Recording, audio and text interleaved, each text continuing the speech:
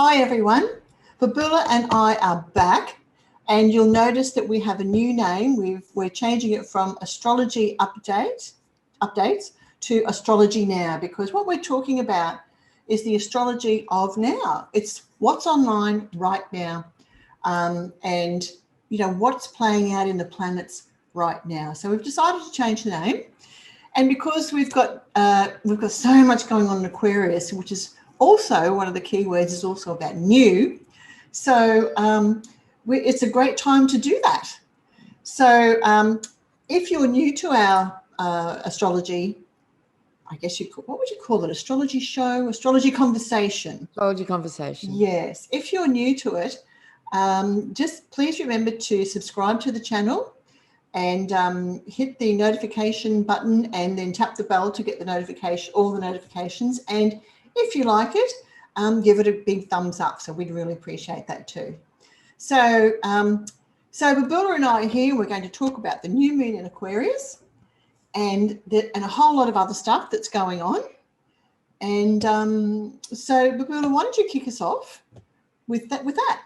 Okay, great. So I'm sure by now anybody who's watching this is probably aware that we're right now currently experiencing a bunch of planets in the sign of Aquarius. Like they're in that sector of the sky, there's this like gathering, you know, this gang of planets have all just come together. And if we think about that, you know, last year, right up until December, except for February when the sun always goes through Aquarius, there were virtually no planets in Aquarius. And then Jupiter and Saturn moved into Aquarius, and now the sun's in Aquarius, and Mercury and Venus and so on and so on. So, and on the new moon on the 12th, of course, the moon will be there as well. So there's actually 5 planets in Aquarius. For the 2.5 days when the moon is in Aquarius on this new moon, that's 6 planets. Plus, we also have one of the major asteroids, one of the 4 main, most important asteroids, Pallas Athena, also in the sign of Aquarius. That's a lot. So when things like that happen, I always think about babies being born now in the midst of that. They're going to come in with this. In astrology, we call it a stellium. When you get 3 or 4 or more planets all in the one sign, and especially if they're quite close together, it's a stellium. Stellium's like a gathering of stars. You know, they've all come together, and you know, if we could see them in the sky, we can't because the sun's there. But you know, you would just see this incredible lineup, and impressive. And it's not something that happens that often. I mean, there's often a couple of planets in a sign, of course, but that many at this time of just tremendous change and intensity and crisis and drama and so much going on so many levels. This is huge. And not only that, but some of these planets in Aquarius are making a square to Uranus in Taurus, and Uranus is the Aquarius planet. So that just adds tremendous energy to this story. So it's... And we've been talking about Aquarius for a while. Last year, you know, that when the planets would move into Aquarius, and now we're there. And I realised that one of the things that we haven't really focused on, one of the key words for Aquarius is transparency.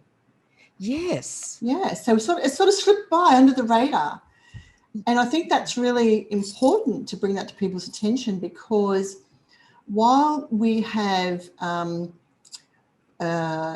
people who've got something to say in the public domain that's important for the people to know about, there's been this big suppression about it. So, but Aquarius is trying to bring it out, to bring knowledge to the people, so that there's that transparency and people can see right into what's going on. That's right. Exactly. You know, truth, transparency, honesty, clarity. There's a lot of light in the sign of Aquarius, you know, shining the light into this area. And it reminds me, as you say that, of, you know, you spoke about bringing light to the people. It reminds me in mythology of Prometheus.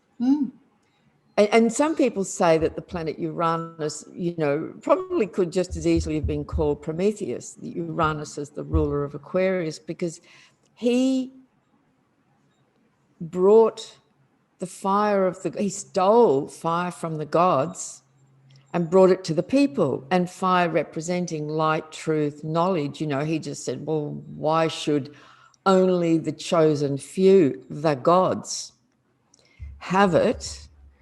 It belongs to all the people, which is such an Aquarian principle and idea and ideal, that it's Aquarius is the sign that's about the people. Yeah, the people. So Yeah. I love it. Just reminded me when you said that, you know, bringing the light of truth, the light of knowledge, the light of consciousness to the people, not just in the hands of the chosen few who claim it for themselves. Yes, exactly. And keep the rest of the people in the dark. Yes, living in the shadows under the mushrooms. That's And right. one of the things that we were just talking about recently was about, or I was talking about the colours which represent Aquarius, which is turquoise, and that, everyone, is why Babula and I are wearing turquoise. And turquoise is a really fun, light-hearted, quirky colour. Actually, it's also a colour that's particularly in the crystal of turquoise, and if it's a crystal, semi-precious stone that the Native Americans use in a lot of their jewelry, but they also wear the coloured turquoise in their clothing too. But it brings on a lightness and a freshness and a breeziness into being an air sign into our lives. And it helps us lighten up and let go of the heaviness that we've been experiencing from 2020. So I really Which was all Capricorn, that's right. Yes, that's right. So I really like the colour turquoise. And if you're having any problems with that, about, you know, trying to overcome that heaviness and the burden of 2020, just to get into some turquoise too, because that's very Aquarian. That's fantastic. So it can be wearing it in your clothing or getting some of the stone in your jewelry. That's right. I love turquoise and I gravitate towards it very, very much. And we didn't plan to both wear turquoise today. No. Just what's happened. Yes. And it's just, you know, I love it. I love wearing it. I always feel good when I wear it. It feels like it's just, I kind of just feel a natural resonance with this colour. Yeah. And it's in colour therapy, relating it to astrology. It's about spontaneity and creativity. And I always talk to people about the colour turquoise in relation to a pod of dolphins swimming in the ocean. Wow. And they're catching the waves. And so it's very fun-loving and spontaneous and opportunistic in a positive way, because it's making use of the energy that's coming to you in a way that is not draining you. Right? So dolphins will always catch that wave, like the birds catch the breezes, you know, that sort of thing. Yes. And so it's about riding those waves of change, which we are at the moment. Yes. And doing it on the surface, because if we go down too deeply, we get bogged down and dragged down into the heaviness of world affairs and just of life in general sometimes. Yes. Yeah. Down into the mud. Yes, and we don't want to go there. Yep. So that's fantastic. And my understanding too is that because it's a blue, it's got a lot to do with the throat area, doesn't it? And communication and so on. Yeah. Well, in the colour therapy system that I've been trained in, it's to do with this chakra here, the 4.5 chakra. Or the Ananda Kanda Center, I think it is. Yes, that's right. So it's about expressing yourself from the feeling side of the being. Yes. And which is really important, but just not going into the red bush. So like communication from the heart. Yes, exactly. Throat to heart. That's fantastic. That's wonderful. That makes a lot of sense. Yeah. And also about creative expression in the arts. Yes, fantastic. And I have noticed over the years that Aquarians or people with a strong Aquarius energy naturally do gravitate towards the blues. They often even have bright blue eyes. And it's a tendency to be looking to the sky, you know, to that need for blue sky, that sense of spaciousness that you get with blues and turquoise. There's a spaciousness about it. Fantastic. And it's also, it's very space agey too. Yes. Very much. Gorgeous. I love it. And when I paint, I just gravitate towards always picking up the turquoise. I love it. Beautiful. Okay, fantastic. So on this new moon, a new moon, of course, as we know, is always the beginning of a new cycle. It's the seeding of a new 4-week cycle. So in the days prior, of course, we're completing the previous cycle, which was a Capricorn lunar cycle. So this new moon is at 23 degrees of Aquarius. Of course, we have a new moon in Aquarius every year around about this time. So this one just happens to be happening while there are so many other planets in this sign. And so it's really like the energy of it is super charged, and there is a buzz in the air. Like I was just on the weekend at the astrology conference up on Mount Tambourine, and the whole weekend was just a buzz with energy, like all of the speakers were fantastic. I was speaking there too. There was so much engagement. The attendees were like switched on and with it, and the conversations in the breaks were just like, it was just quite electric, which is, we love that, Yes. because Aquarius is astrology. They connected Yeah. so much. So it was like the perfect time. And that electricity between the people. That's right. Yeah. It was exciting, it was very stimulating, exciting, and not stimulating in a detrimental way. Everyone was happy, it just felt so great. Great. So there is a really great way to use this energy, but as we know, when there's a lot of Aquarius energy going on, we can get a bit ungrounded. So it's really helpful to remember to not get too buzzed, too up into the head, to remember to, come back to earth, back to body, to breath, those kinds of things. But it's a lot of energy. It's a lot. It's like, because Aquarius is like a cosmic energy in a way, it's not of the earth so much. And so it's like there's tremendous energy coming in from the universe and just zapping everything, which if you're a bit inclined towards this energy, you'll enjoy. And if not, it might even feel a little bit disturbing in some ways. Unsettling.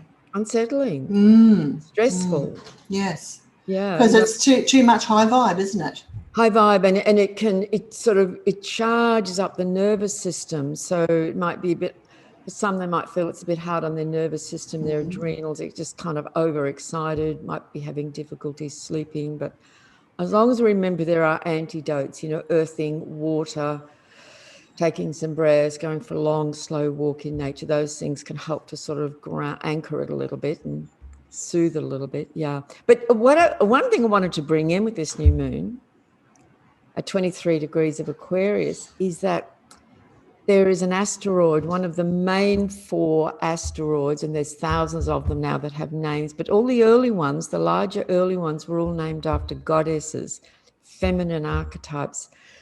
And there is one that's right here on the new moon, and she's Pallas Athena. And, many of you listening will have heard of her. And in mythology, she is a warrior goddess. She's one of her qualities is she's born ready for battle. She's born out of her father's head. So she's kind of arises out of the masculine in a way, and dressed and ready for action. But she's not only the goddess of battle, she's also a goddess of wisdom and the arts and community. And her way of doing battle is not so much just, blood and gore, although she's capable of that. It's more of a wisdom and strategy. She's a strategist. She uses her intelligence to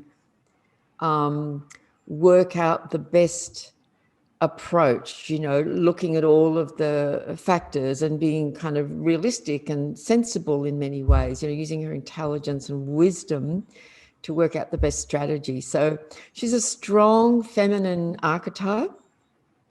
And I think that's just very interesting. While she's in Aquarius, there's this feminine principle, this feminine archetype that's in here, using her innate feminine wisdom to win the day. Using her intelligence, her knowledge, particularly in Aquarius, knowledge, like even using astrology to kind of think about what's happening, work with the energies, not against them. Yes. That kind of thing, you know. Yeah. Know, Interesting. know when to act and when to pull back, and yeah. Oh, so it sounds like we could do with a shot of that in the arm. Definitely. Yes.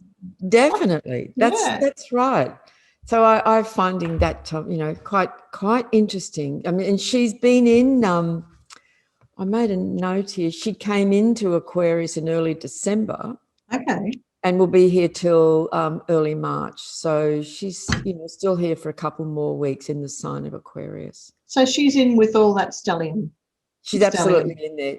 Okay. So I would include her if we're saying, you know, there's 6 planets plus Pallas Athena. It's just easier to say there's 7 planets because she's quite a large body and she's, you know, a major asteroid. So, you know, we can even say, okay, so there's 7 planets in the sign of Aquarius on this. Right.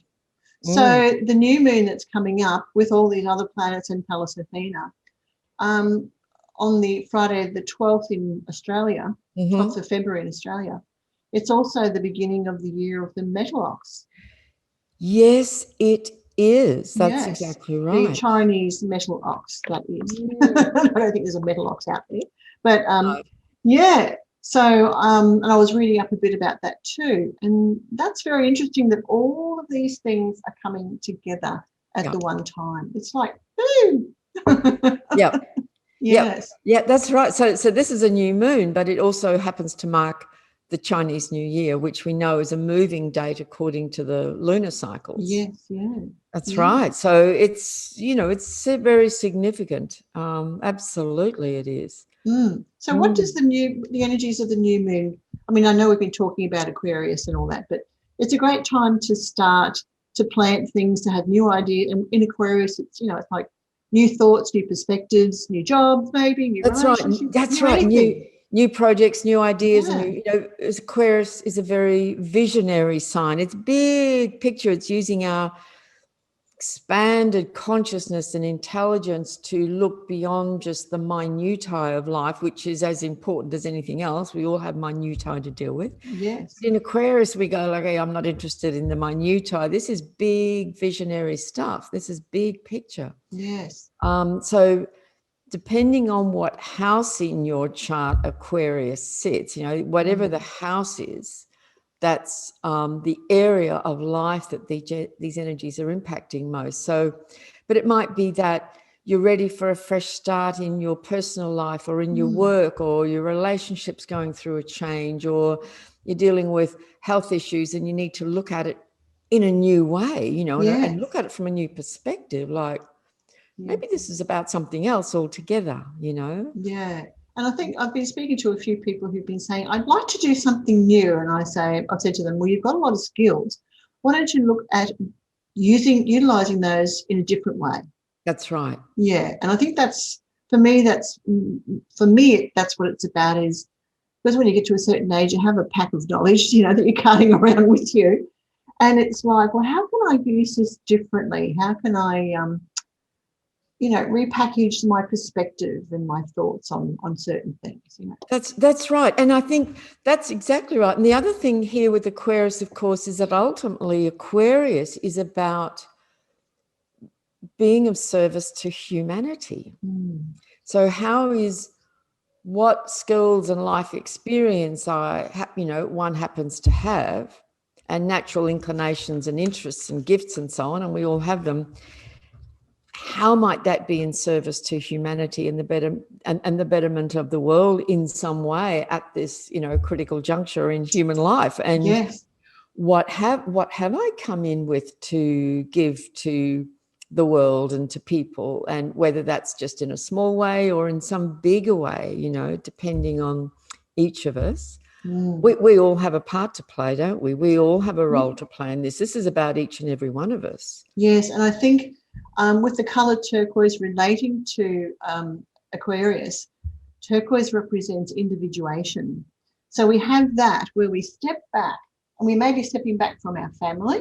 We may be stepping back from a group of people that we're friends with, or we're in a community with, or I don't know, on a committee or whatever it is, and go, okay, who am I in relation to that, to them? Step back and out of that collective energy so that you can look at yourself. It's a bit like when teenagers individuate from their parents, isn't it? They separate themselves and then they learn who they are in relation to their parents. That's right. Or the rest of the family. And once they get it and they understand that, and sometimes they can spend years away before they come back to the family, like the prodigal son, they then can bring what they've learned about themselves while they're in the world and bring it back to the collective, and then make the collective better and expand it. That's right. And so in Aquarius, there's this natural urge for freedom, and it's that separation. I need to separate from that to be free to go and experiment, because we experiment in Aquarius. You know, what do you want to experiment with now, or where has your experiment brought you to that you're ready to take out into the world and offer to humankind in some form? And again, it doesn't have to be something huge on the world stage. There are people who do that. There are people who do it just in their immediate life and, you know, in their own community, or, you know, wherever that might be. That's, yeah. And so there's this opportunity right now for us to envision, see with new eyes, you know, have a fresh look, you know, to be ignited by new possibilities. I mean, every new moon there's this going on, but this one has, boy, is it supercharged with possibility. Yes, absolutely. Yeah. And I think one of the clues is, what are you excited by? You know, like, what excites you? What gives you that, like, because that was the feeling on the weekend. Like, you could just feel these ripples of excitement all the time. And yeah, I think that's a really big, you know, because the symbol for Aquarius is lines of energy. You know, it's electric, it's high charged energy. And so, you know, what thrills you, what excites you, what inspires you, what lights us up? You know, the sign's also Aquarius, Uranus is electric. So yes, what light turns your lights on, and how might you offer that to others in a way that might ignite some kind of light or fire or in them? And in Aquarius, we come together. You know, how do you come together with other people? A small group, a big group, network, online, in person, have these amazing conversations. I'm seeing it all around me, people getting together and go, oh my God, you and I could do this, or we could do this. Yes. You know? Yeah. It's the group energy. Yeah, I'm seeing that too. Yeah. Looking at people that I can work with, or groups that I run, and looking at, you know, doing it a bit differently to bring out more of what we've been doing or talking about, or just get a different view, you know, of what's going on. So it's a lot of energy, but it's quite exciting. And it's like, while this energy is up, I love what you mentioned about, like, we're riding a wave right now, aren't we? It's a big wave. Yes. It's absolutely. like a big cosmic wave. And I think, having said that too, it's like there's so much going on in the world that impacts us on so many levels and brings up so many issues. But if we can take a step back and take a more cosmic view, which we do in Aquarius, and those of us who have some Aquarius energy, that gives us the capacity to step back from all of the drama and stuff and the challenges of our actual life, step back and take a more cosmic view and go, okay, I can see the bigger picture going on here. And we get a more of an eagle's view, you know, it reminds me of that image I've been sharing around lately of this huge eagle, and he's grabbed a what do you call those cameras that fly? A drone. Yes. He's got this drone in his claws, and I feel like, you know, cheering the eagle.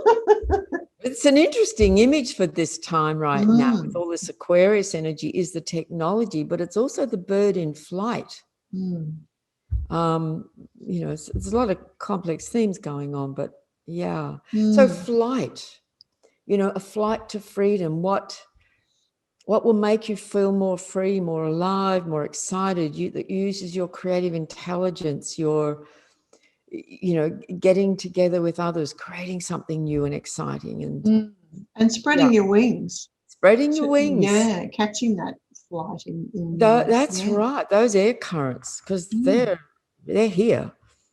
Yeah. So what are the let's talk about the clash of the gods with the new moon in Aquarius. What are the other planets saying about that? There's a lot of action. Okay, so as many of you will be aware, because this is, even people who don't follow astrology, you've usually heard of Mercury retrograde. It's pretty well known now.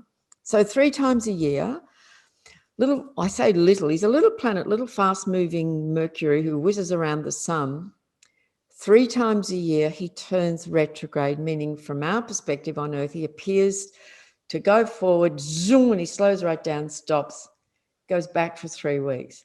And it's that retrograde phase for 3 weeks, and he's currently retrograde in the sign of Aquarius. So to add to all the presence of so many planets in Aquarius, one of them, Mercury, we can experience Mercury as a bit of a mischief maker, a bit of a troublemaker, is retrograde.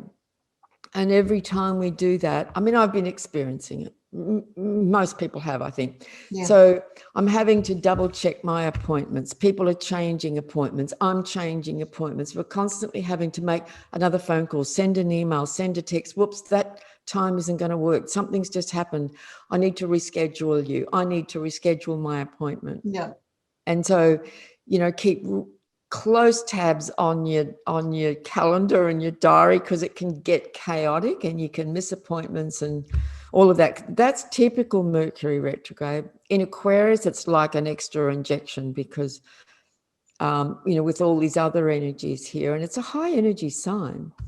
So, but it's also fantastic, Mercury retrograde, for really looking more closely and having meaningful conversations. So I'm just using this weekend as an example. Mercury was retrograde, and classically you'd say, well, that's not a good time to have a conference and a gathering. But I've learned that that's not always true. It was actually perfect, because the material everyone was sharing and the conversations people were having were profound and deep and meaningful, and full of meaning and I had amazing conversations with people in the breaks, and made some really very quick, strong connections with people. And I think that's one of the great benefits of Mercury retrograde. It doesn't want us to be superficial. Like, if you're going to have a conversation, let's have a real conversation. Yes. Yeah. And let's talk about real things. Yeah. But it does typically cause all kind of glitches. Things get glitchy. And it's kind of often quite frustrating and annoying when Mercury goes retrograde, but it is excellent for deeper inquiry, more meaningful, research, conversations, connections. Yeah. So that's one of the guys. That's one. Of course, Jupiter and Saturn are in Aquarius since December. Jupiter's in Aquarius all year. Saturn's in Aquarius now for nearly 2.5 years. On the day of the new moon, on the 12th, Sun conjunct Moon, that's the new moon. They join together exactly. But there's another conjunction that day, also in Aquarius, Venus and Jupiter. Now that, in the astrological world, is something to celebrate, because Venus and Jupiter are known traditionally as the benefics, meaning they're traditionally regarded as 2 planets that bring benefit. Venus is the goddess, the principle of love, of beauty, of connection. And when Venus is in Aquarius, what do we want to do? We want to hang out with friends, like-minded people, make connections. The heart, when Venus is in Aquarius, wants to go out to people, to humanity, to really connect and share. Jupiter is the planet of abundance, positivity, inspiration, expansion. So there's this, and all this is going on in the sign of Aquarius. Jupiter loves being in Aquarius. Mercury loves being in Aquarius.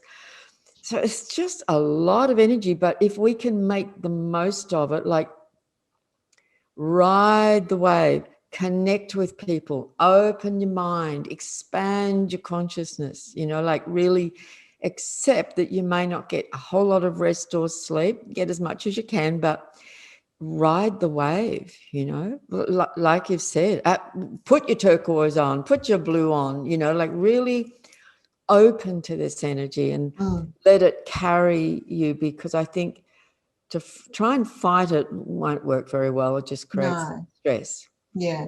It's about going with what you can at the time. That's and about opening your mind to different things to be able to do that, because some people get quite fixated on doing things a certain way, and it's really about just being adaptable. Very adaptable and going with the breeze and going with the waves that's right, and enjoying it, learning to enjoy not being so stuck in a rut. That's right.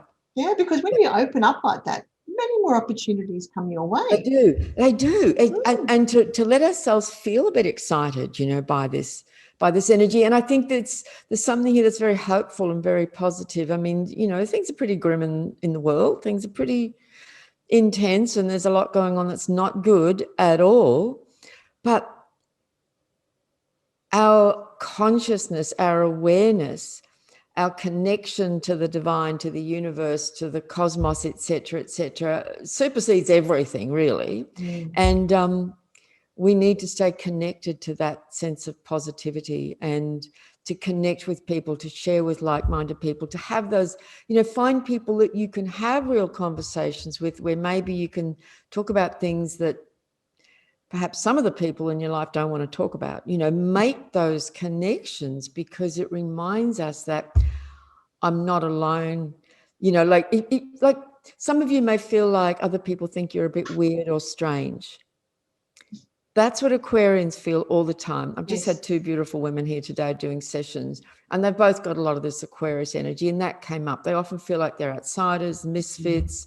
People think they're a bit strange until they start to connect with other like-minded souls, and then they realize that they're not alone. They're not strange. It's just in terms of the world we live in,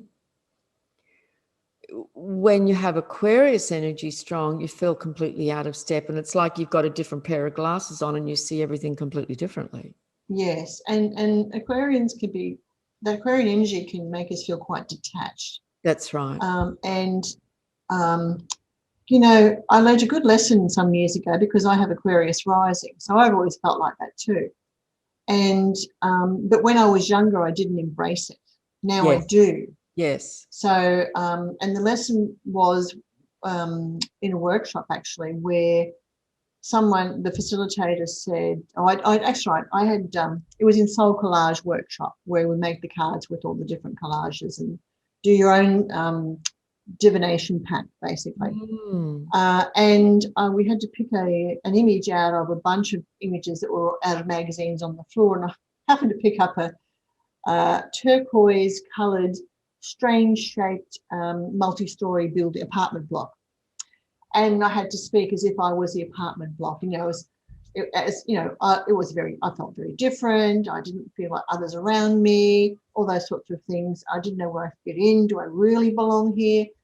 But then I realized that it's okay to feel different, because guess what, we're all different at heart. We're all different, but like you say, the Aquarian energy feels like they're the only one who's different. That's right. That they've got no place to belong, but everyone's struggling to find a place to belong. That's right. In our own way, because people who don't think like us also want to find other like-minded people. Everyone wants to find like-minded people. And even in a group of like-minded people, everyone's still an individual within that group. At least there's a commonality of some kind of a connection about a certain issue. It might be a group that comes together for astrology or for some kind of social issue or something like that, so there's a common ground, but even within that there's a lot of difference. That's right. So and scientists want to find that like-minded people, academics want to find like-minded people, because they can talk the language. That's right. That's why. That's right. So we gravitate towards groups. So you get a bunch of astrologers together at a conference, and it's just non-stop astrobabble, and it's Yes. fantastic because it's a language and we Yeah, speak it the is. same language. Yeah. That's right. Okay, so yeah, so that's the new moon.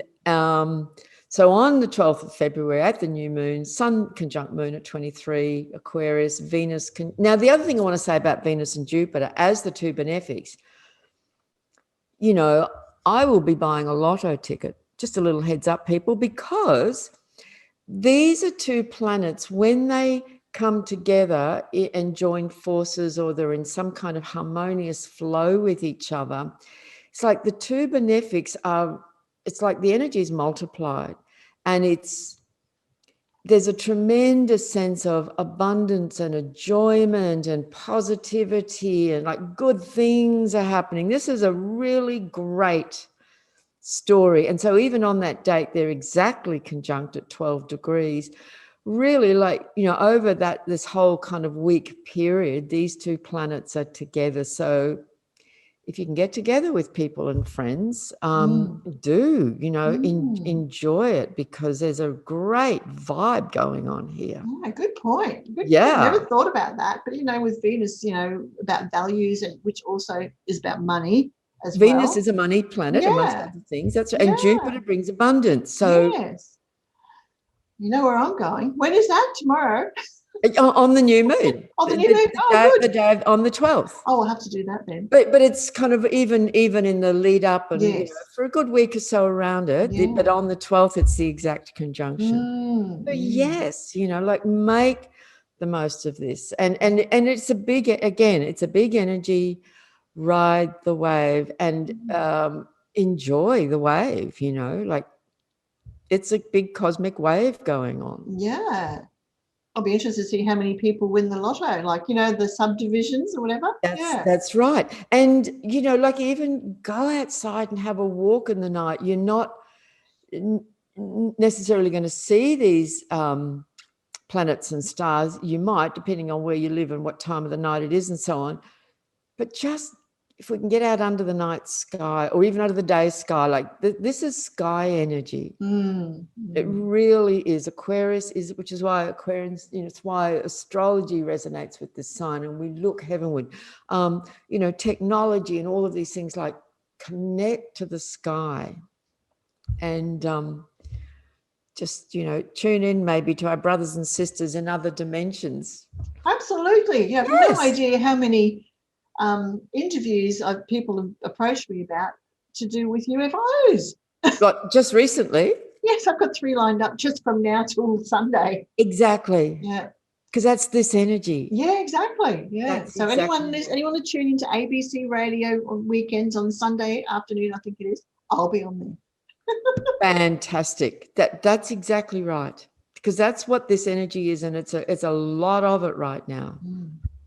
That is marvelous. And then on the 13th, Mercury retrograde will be with Venus, and then on the 15th, it'll be with Jupiter. So there's this Mercury, Venus, Jupiter combination going on from the new moon on the 12th through, for about 3 or 4 days following that. That's a lot of energy. It's a big uplift. Yes, there might be a few glitches that are going on in amongst all that, because Mercury's retrograde. That's just par for the course. But it can also be, I think, a tremendously beneficial time, particularly around connections with people. To connect, whether you're connecting online or however you're doing it. If there's social events going on that feel like that you resonate with, get involved, because really helpful connections can be made that can be exciting and stimulating, that might lead to something. Remember, this is all the new moon. It's the birth of new possibilities of this cycle. It's the new Chinese year. It's the beginning of a whole new cycle. So connecting with other people, I think, you know what it's like. You have a conversation and all of a sudden, 3 hours later, you're still talking, and a whole lot of new exciting things are going on. Exactly. That's how it happens. Yeah. That's great. And a lot of things come out of that, don't they? They do. I know Mm. they do. I notice even while we're talking, like there's a lot of energy, but that's just all this Aquarius energy. Yes. Yeah. That's right. Cool. It is. Wow. It is. So what else have we got on the map? Well, now we come to a big story. By the way, just before I get to this, the sun will leave Aquarius on the 18th of February. Okay. So the sun's, got another week or so in this sign, and then we'll get, one after another. There'll be a couple of planets will leave Aquarius and go into Pisces, but we'll talk about that when we get to there. But on the 18th, now this is quite an important piece. The planet Saturn, which is in Aquarius, is going to make the first of 3 hard squares to Uranus, which is in Taurus. There's going to be 3 of these in 2021. And this is, astrologically speaking, the main story of the year. And so the first one is upon us. And because these 2 planets move fairly slowly, we could say they're really in square to each other now, but they will be exactly forming the first exact precise square on the 18th, which is, about a week after the new moon. And it's all Aquarian energy because Saturn's in Aquarius, and Uranus, even though it's in Taurus, Uranus is the Aquarius planet. It's the planet we say rules or governs the sign of Aquarius. It's a lot to unpack. The talk I gave on the weekend was about that. And I'm going to run a Zoom webinar next week. I think it's just the day before the exact square on this square, a 2-hour webinar where I'm going to actually go through that and talk about what this is all about. And so that will occur at 7 degrees of Aquarius, square 7 degrees of Taurus, for those who kind of follow astrology. So we've got Saturn in Aquarius, which wants to restrict that independence, freedom-loving, revolutionary, revelatory sort of stuff, and it's squaring Uranus in Taurus, which is sort of explosive, like it's volcanic, isn't it? Yes. So something's trying to restrict something while other things want to go boom, boom, and explode. That's right. So squares, when planets square each other in their chart, it means, a square in a circle, if we recall or don't recall, high school geometry, it's kind of basic geometry, but, if we're not mathematically inclined, we forget that stuff. But it's, you divide a circle into 4 and you get 4 squares. So one square in the birth chart or in the sky, is a quarter of the circle least. And squares are aspects. When planets line up in a square, they're in an aspect of tension. It's like they're pushing against each other. And these 2 planets are very different. They represent very different energies. So 2 very different energies are lining up to make this square towards each other. They're squaring off each other. Yes. Yeah, like a duel. It's a duel. And they're pushing up against each other, pushing. And they're in fixed signs. Aquarius and Taurus are fixed signs that like to keep things stable and under control. Yeah. Keep it fixed. And Uranus is a planet that brings tremendous change and upheaval. And Saturn is more an anchoring energy. So it's complex, but there's a lot going on here. But I think just to know that this is an aspect of tension, of pressure. It has a certain intensity, but the beauty of squares, and we all have them in our chart. I know when people start learning astrology and they see all these squares, they go, oh my God. But actually, it's the squares that make us grow and evolve because they challenge us. We are challenged with squares to actually resolve issu's. We can't ignore squares. No, they can't go on forever. No, that's right. So something's got to give. And so there's this pressure and there's this kind of resistance, and they're resisting each other and squaring off each other and saying, no, I'm in control. No, I'm in control. I've got this. No, I've got this. At some point, they have to come to terms with each other. and work this out. Yes. They have no option. Mm. And so Saturn is like is the planet. There's so many things we could say about Saturn, but it's about mastery, responsibility, reality, grounding, coming to terms with something, has a certain resistance. And there's Uranus, the planet of change and upheaval and revolution, pushing up against Saturn, saying, you will change. I'm going to make you change. You know, and Saturn has a certain resistance. Saturn also represents things like the status quo, the system, the government, the police, you know, so on that level. And Uranus is the revolutionary. So this will manifest throughout the year, and it's already happening around the world. Yes. Tremendous forces of revolutionary change, you know, the people wanting to push up against the strictures and the structures and the mandates and the laws and the, you know, and the controls that are being imposed upon them. And so there's pushing up against that, and then both sides just push harder and push harder and push harder. So it's strong. This is a strong story, and it's an important story for the year. And by the end of the year, you know, when the dust settles a bit, so to speak. Well, that's that's what I was going to talk about, really, because if you think of it like a tug of war, you're saying it's pushing up, but you sort of also push pull, because there's always push pull with that, and it's the damage that's done. It's like a dog that's on a rope running up and down along a fence line, and it wears the grass down. That's you right. know, and so the bare earth becomes exposed.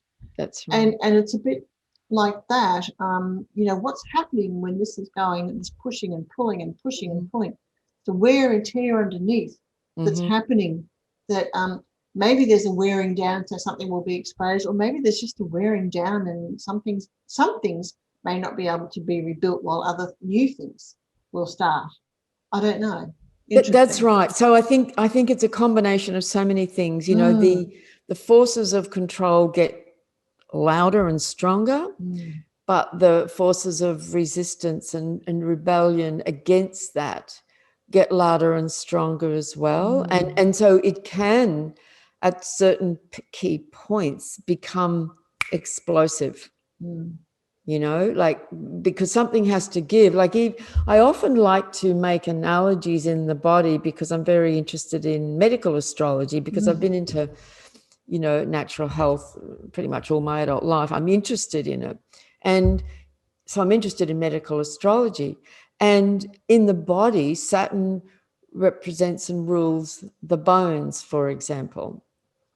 And Uranus is one of the things Uranus represents is breakages. And I've seen this with people. I've seen people have transits like this, and suddenly they've broken a bone, they've broken their ankle or their leg or their arm. So it's like, that's just a manifestation or a representation of those energies at play. So you could see that as a metaphor. You know, bones are going to break. Yep. So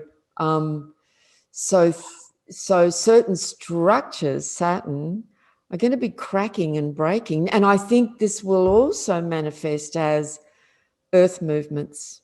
Yes, we're seeing that already. Yes. Yeah. And so I think this year we're going to see some quite big earth movement events. Yes. And even things like there was a large, gosh, I can't remember which country what it was, but a large piece of a glacier broke off and went into a dam, which then overflowed and flooded the population below it, and so many people died. Something like 90 people died. I just can't remember which country it was. Yes, in the last week. Yeah. Oh, there you go. That's yes, and there's sudden events. They just so well. If anyone's ever been, you know, I used to live just south of Christchurch after the quakes, but you know, I'd go into the city often, and I saw the aftermath. You know, like stone buildings just crashed down to the ground. Yes, yeah. So that's a very Saturn square Uranus kind of energy, you know. It can only take so much, because in nature, earthquake governs, literally earthquakes. So earthquakes, I think, are a wonderful metaphor for Uranus. So it's kind of like seismic pressures are going on. Yes, seismic pressure. And under that kind of pressure, We know it in ourselves, something has to give. Some people might experience it as like migraines. There's so much energy coming in without some kind of healthy release. The pressure can build up and manifest as migraines, for example. Yeah. It's quite strong. Yes. It's strong. So the first of those is in February, and I can't remember, there's 2 more throughout the year. So we'll get a real taste of it. Well, it's already here, but certainly over the next week or so, and on the 18th, that square is exact. Yeah, so it's building. Yes. Wow. Yeah. Interesting. Yeah. I've told a few friends to look out for that date because someone goes, "Oh no, I'm going on holidays." Right. And I think there's another metaphor just comes to mind, like borders being closed. Yes. Gates, passes, police, checkpoint Charlie. It's very Saturn. No, you can't cross this line. You cannot do it. There's a line, you can't cross it. Yeah. And if someone was very Uranian and like really fired up, they would just want to, the impulse might be to just smash through it. Yes. That's another kind of metaphor, I think, that describes this energy, wanting to just push up against that and break it. Look, it can even show up as things like just in a split moment of distraction or something, you drop your favorite cup and it smashes on the floor. That's a manifestation of this, and it's just smashed. Gone. Never to be replaced. My favorite. Oh, no. And Humpty Dumpty moment. That's right. Can't put it back together.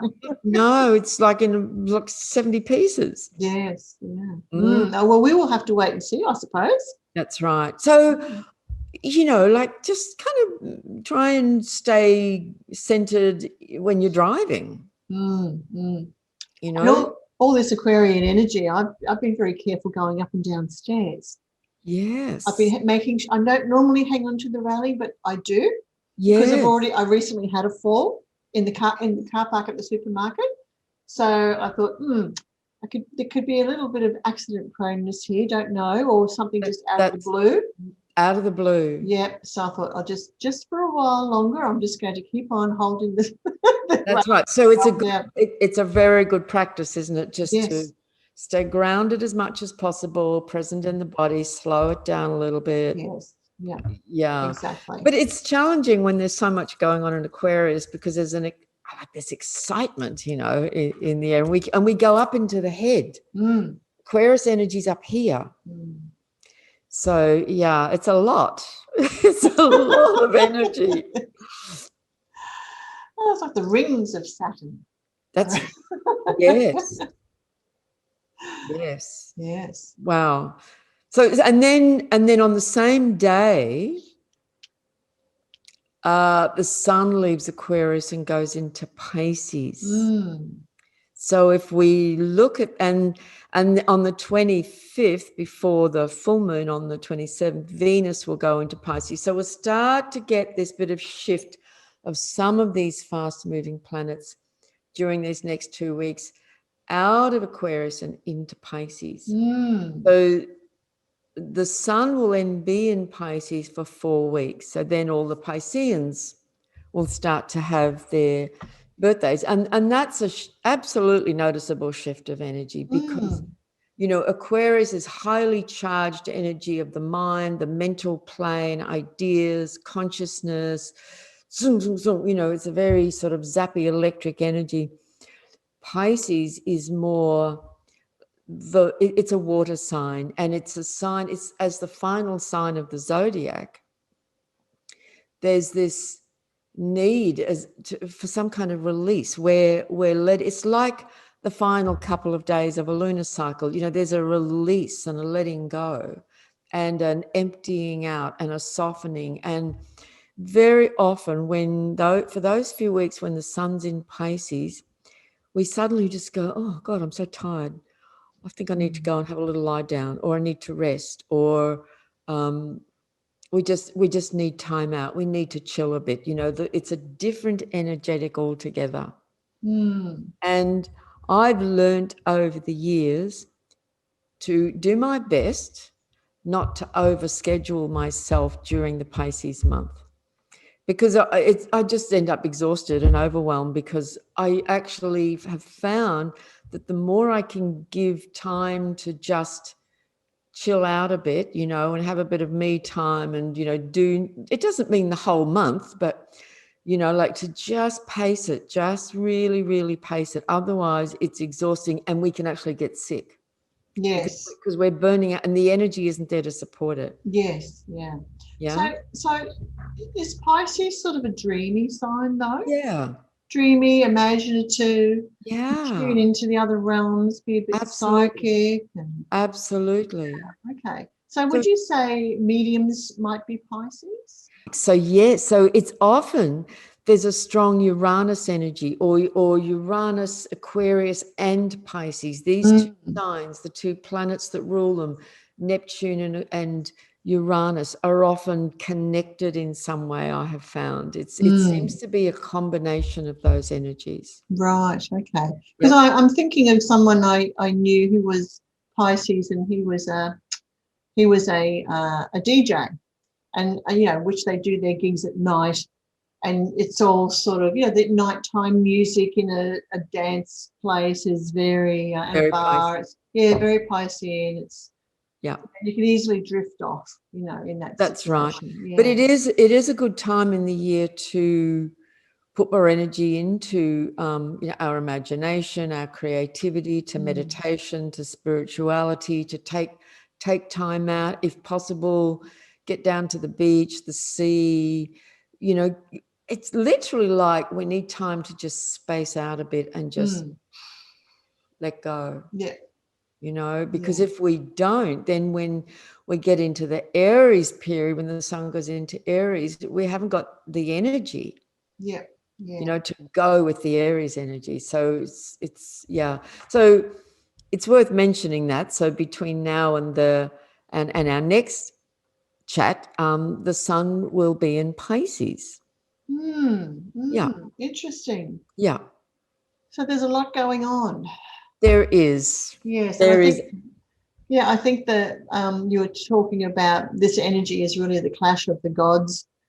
It is. And I forgot to mention just quickly too, because I sent you an image of a mad scientist on a Harley. That's another sort of representation of that Aquarian energy too, isn't it? Yeah, it's a bit wild, you know. Yes. It's kind of wild, rebellious.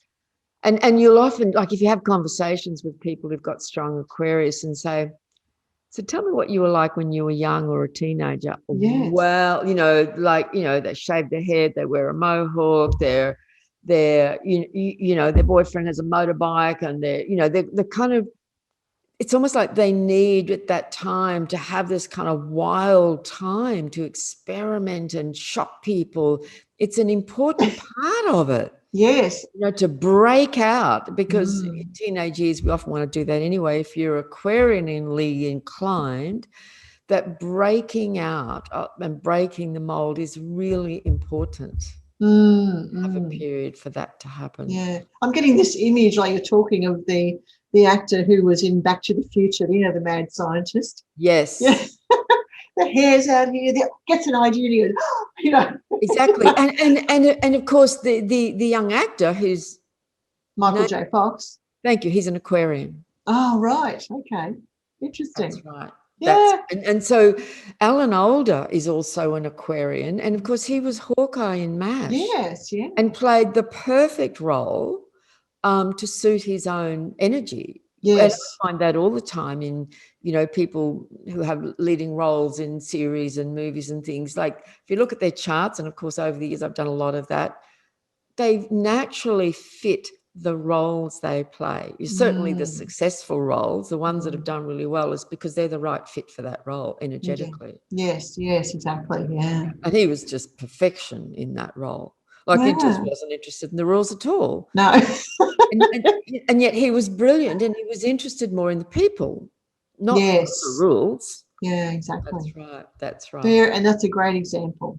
Yeah, he's perfect example of it, I think. So in summing up, have you would you say, have you got any other sort of phrases that might sum up the energy of the new moon? Well, it's a wild ride. Yes, yes. Enjoy it. Ride the wave of, as we've said. Expect the unexpected. Stay connected with people as much as possible. Expect that your days, and I think many of us are already experiencing this, are just going to be full with things happening, like things, your schedule, phone calls, it suddenly disrupts everything. There's going to be disruptions. Crazy things can go on with your technology during this period. Over these couple of weeks, why is my computer just suddenly doing that? Just doesn't make any, stuff like that. Yeah. There could even be breakdowns in your Wi-Fi, the supply of electricity. There could be wild storms going on in your area, and just like weird stuff can happen with all of. But it's about waking up consciousness. Yes, exactly. Yeah. That's what it really is. Yeah, we're being zapped. So go forth and let the new moon magic perform its juju on you. Yes. Yes, and we will be back with you in another 2 weeks for the what was it? The full moon. Full moon. Yes, we'll be talking about that then. So right. we'll report on anything major that happens in the next 2 weeks anyway. Exactly. So if you celebrate the Chinese New Year, have a great time, and we'll see you soon. Bye, everyone. Bye.